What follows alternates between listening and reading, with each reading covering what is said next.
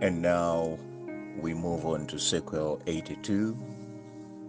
In 1910, Bishop Tucker is confronted by his own native clergy as a result of the customs and rituals that had to go with the royal burial, which, as we heard from the previous sequels, the bishop and the missionaries were trying to block, and they were using the protectorate government to enforce the burning of those rituals. Welcome. The Church of Uganda is celebrating 150 years of its existence since the first missionaries arrived in 1877. The year will be 2027, and these sequels have come in earlier to make awareness. Therefore, welcome. I'm the author, Christopher Amos Chikomeko Ntambi. Bishop Tucker had his reasons. He had all along known about the worship of the Ganda gods in the royal tombs, call them Amasiro. He had always known about the communication with dead spirits, and he wanted a stop to this.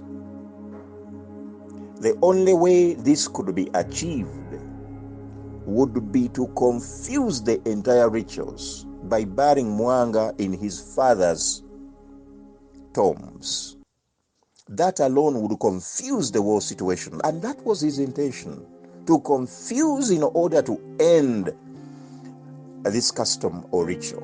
Because the Baganda had accepted the Lord Jesus as their personal savior, and yet, despite that, they were still buried deep into these rituals. So he had to put a stop to them.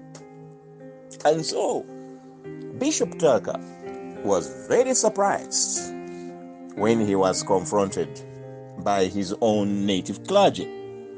And there were many. Let us look at the native clergy by 1910. The most senior, Yonasani Kaizi, he was for the rituals. The Reverend Yairo Mutachala, he was for the rituals. The Reverend Henry Dutamaguzi Kitakule, he was one of those who were with the bishop. We have to get rid of these rituals. The Reverend Bartolomeo Zimbe Msoke, he was one of the few who wanted to get rid of the rituals. The Reverend Nasanairi Modeka, he was one of the few who wanted to get rid of the rituals. The Reverend Thomas Semfuma, he was one of the few who wanted to get rid of the rituals. But the Reverend Edward Bakayana, no, he wanted the rituals to be respected. The Reverend Noah Chiwafu wanted the rituals to be respected. The Reverend Shadrach Chibula Chibuka wanted the rituals to be respected. The Reverend Cyrus Serwano Aliwonya insisted that Buganda culture was Buganda culture, cannot be interfered with. He wanted the rituals to be respected. The Reverend Canon Apollo Chivebulaya was not present. He was in Toro, and he was not part of this blah, blah, blah, blah. Then the Reverend Mikaeli Bagenda, he was for the respect of the rituals. The Reverend Yoweri Namumanyanga, he was for the rituals. The Reverend Yakobo Njovu, he was for the rituals. The Reverend Daniel Rwanga, he was for the rituals. Then there were the newly ordained priests, full priests, and one would have expected them to fear the bishop, to appear to be with him, but no, they said no.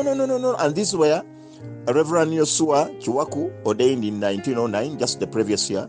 The Reverend Elia Mukasa, just ordained the previous year. The Reverend Andrea Sere, only ordained the previous year. The Reverend Yosia Kamuhigi, who was not even in Uganda, and for him, he was only listening. He had no side. He wasn't much of interested in what was going on. And then there were some two, all those three, they were not, actually four. Ccwa II, Elia Mukasa, and Elia Sere, the three. They were for the rituals. Let the rituals be respected. And then there were some very powerful lay readers.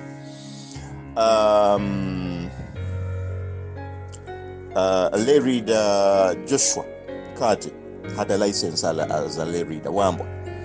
He was for the rituals. Actually, he was the champion of the rituals. As a matter of fact, he was the custodian of the accession rituals that we had to follow as soon as the body arrived. So he was for the rituals. Then there was a lay reader called Mugambi, very powerful. And he stood for the bishop. He said, no, this must end. The same with another lay reader called Valintuma. He was also standing with the bishop, saying, no, the bishop is right. We have to put an end to these rituals. And so, the bishop and the four priests on his side, Batulumayo Zimbe, Duta Chitakule, Same Fuma, and Nasanairi Modeka.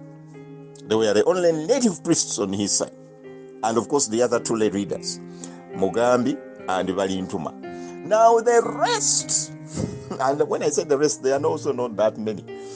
Because I think when you count them by 1909, there were less than 25 priests we are talking about.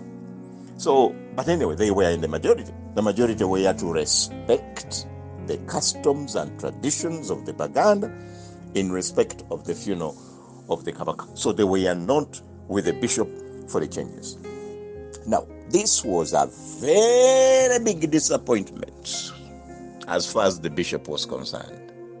The bishop says he had been there for the natives. He had supported them. He had fought wars in the diocesan synod with the missionaries for the native Africans to be equal to them, so that the gospel could spread, so that the gospel could go deep down into the villages. The bishop had fought for schools of the natives' children, and all along he thought that God's gospel had become part and parcel of the natives. But now here was a test.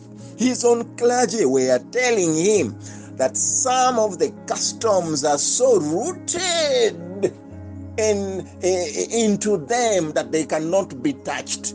For example, stopping the worship that goes on in the royal tombs, which the bishop want to put a stop to, but this clergy were saying, no, you cannot interfere with that.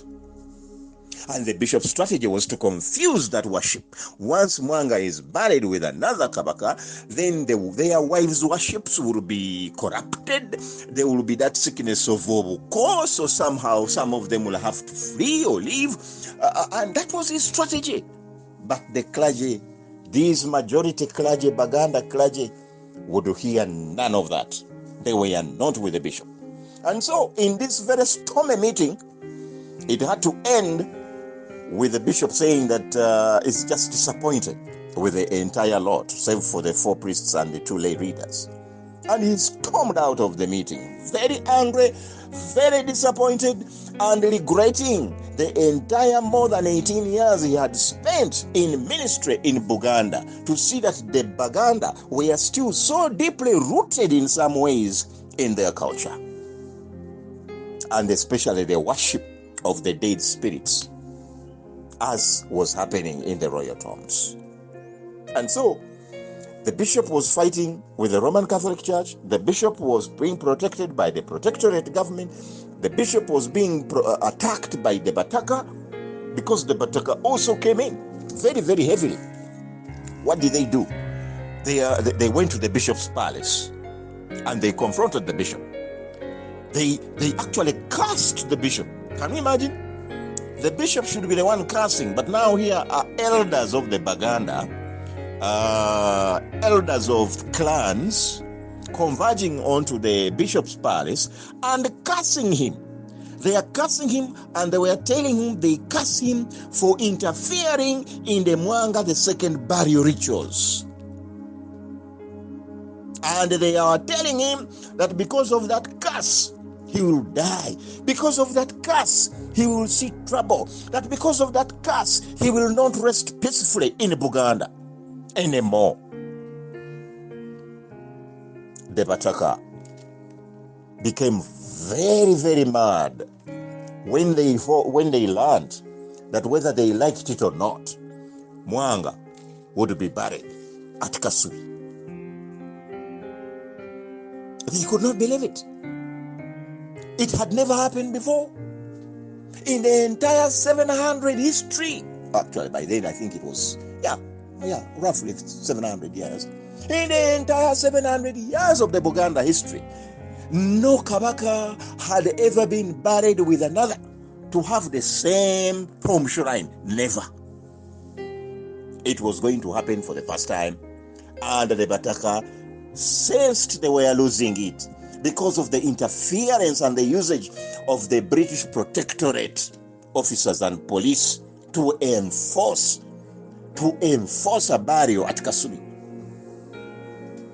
So the Bataka tried to strategize by cursing the bishop, by threatening the bishop, and so the bishop sought for police protection.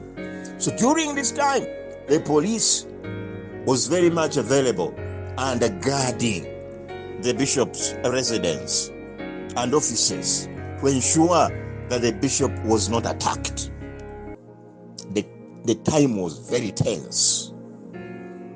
And therefore, in those very tense circumstances, the body of Mwanga II arrived. On the 2nd of August 1910, the William Mackinnon, the steamer ship, docked at Port Luzira with a large parking wooden box. Mika Sematimba, Petero Yona Balizakiwa, and 10 porters who carried it off the ship while wearing ceremonial backcloth. They had returned exactly 25 days since their departure, and they were received with pomp and ceremony.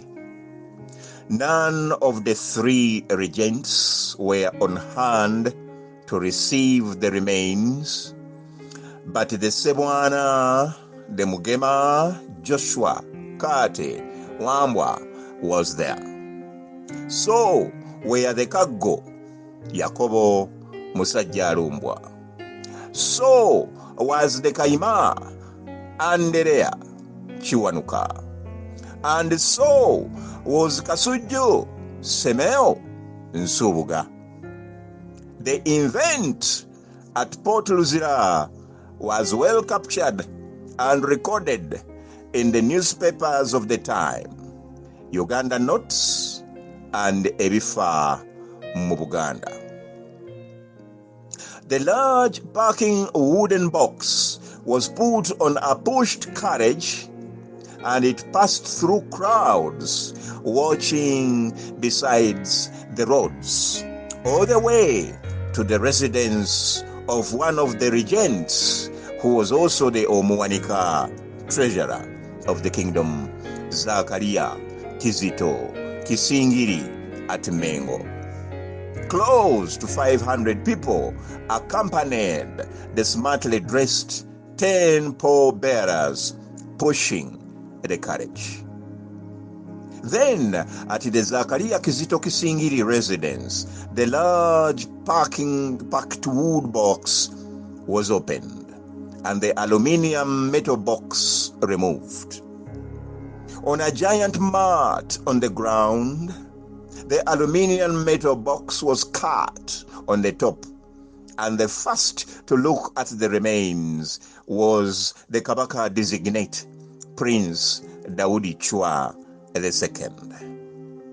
Also to look at the remains was his cousin, Prince Yusufu Suna, and also another cousin, Prince Joseph Musanje, also Prince Augustino Tebandeke, and also Prince Ndaula. After they had seen the dead body, Apollo Kagwa went forward and looked at the remains of his fallen Kabaka. He was also followed by Kago Yakobo Musajja Alumbwa and a brother to Bagarayaze. Bagarayaze herself was not there, but a brother to Bagarayaze represented her. Maybe the Sabaganzi of her time.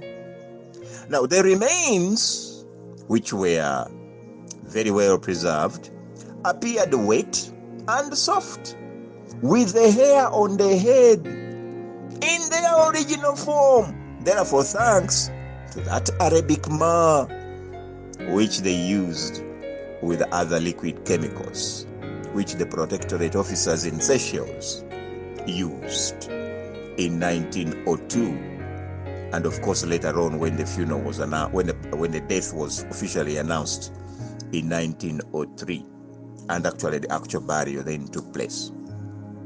It was at that time that Prince Daudi Chwa was given a backcloth by the Mugema and the Kasuju. The Prince Daudi Chwa took it and covered the body of his late father. He was then taken away by Apollo Kagwa because he had just become the Kabaka of Buganda, and so no longer allowed to look at a dead body or attend any burial. Then something funny and interesting happened there immediately. As they were now preparing the body, the protectorate government officer came over in a rush looking for Apollo Kagwa with a telegram from London. In the telegram, the British colonial secretary, the Right Honorable Robert Crewe Mihei, was advising Apollo Kagwa, and the telegram stated that the British Prime Minister Herbert Henry Asquith had ordered that the repatriation of the repatriated remains of the fallen Mwanga II be buried within 24 hours of its arrival, or of the arrival of the body or the remains.